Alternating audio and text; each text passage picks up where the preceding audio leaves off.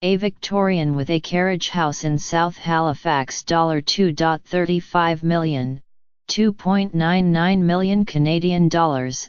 This 3-story, cedar-shingled Victorian is in the South End district of Halifax, Nova Scotia, on Canada's east coast. The late 1890s house is among a dwindling number of grand mansions that lined one of this port city's most prestigious thoroughfares. It is near several universities and a quick stroll from the 185-acre Point Pleasant Park. The home, on about a third of an acre, has 7,659 square feet of space and a 3,000 square foot finished basement, for a total of 9 bedrooms and 5 full and 1/2 bathrooms.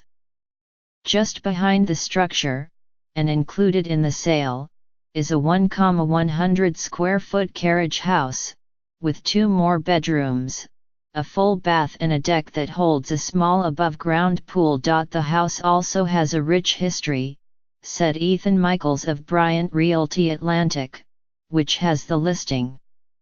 It was designed by J.C. Dumarisk, a noted Canadian architect at the turn of the last century, and built for the owner of an insurance company and his wife. It had several other owners before becoming vacant in the late 1930s and, at one time, was a boarding house. The current owner, whose family had purchased the home in 1974, undertook a major restoration and renovation several years ago, adding, among other things, modern conveniences and outdoor decks, Mr. Michaels said. He noted that many original architectural details remain, like the oak floors, crystal glass windows, crown moldings, and intricate wood detail throughout. It's a traditional house with a modern flair, Mr. Michaels said. A small vestibule opens to a central foyer with 12-foot ceilings and a working fireplace, one of 7.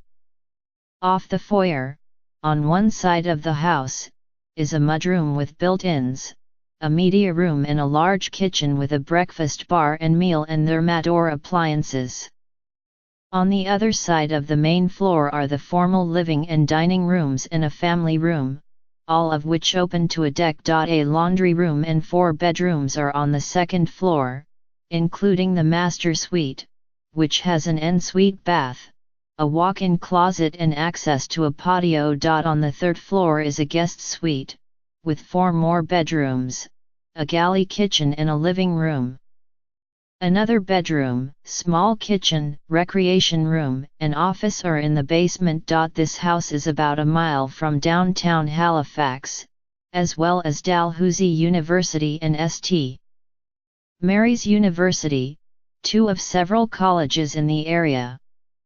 Halifax Stanfield International Airport is about a half-hour drive. Halifax, with a population of around 426,000, is the capital of the coastal province of Nova Scotia and home to financial institutions and one of Canada's largest military bases. Market overview. Halifax's housing market has remained fairly stable over the last few years, reflecting a steady local economy. We don't see huge fluctuations in our marketplace here, said Sandy K. Rutledge, a founder of Domus Realty in Halifax, noting that even after the 2008 global financial crisis, we hung in here longer than most in the country. He and other agents said that their sales were moderately higher from a year ago.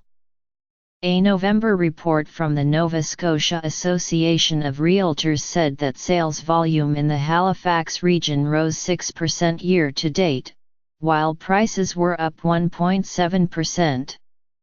Right now, Mr. Rutledge said, we're busy. The market has been strong, though we're moving into our winter slowdown. The market is also experiencing somewhat of a construction boom, agents said, with many new rental units going up around the downtown periphery. Halifax has seen growth in commercial and residential, Mr. Michaels said, noting, too, the new Halifax Convention Centre, which opened in December. And the population is growing. A lot of people who came to the area to attend the universities returned as professionals.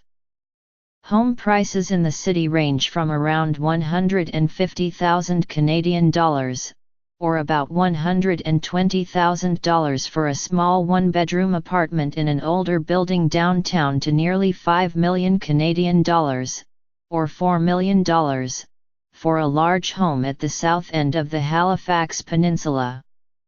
Homes in the South End district typically start at around $650,000 Canadian, or around $510,000. Who buys in Halifax? The market has seen a number of Canadian buyers from higher-priced areas in Western Canada and Toronto lately. They're cashing in and selling homes there for considerably more money and looking for a smaller city and quieter lifestyle, Mr. Rutledge said. Halifax also has plenty of foreign buyers, many of whom are seeking vacation or retirement homes, as well as places for their children to live while attending college.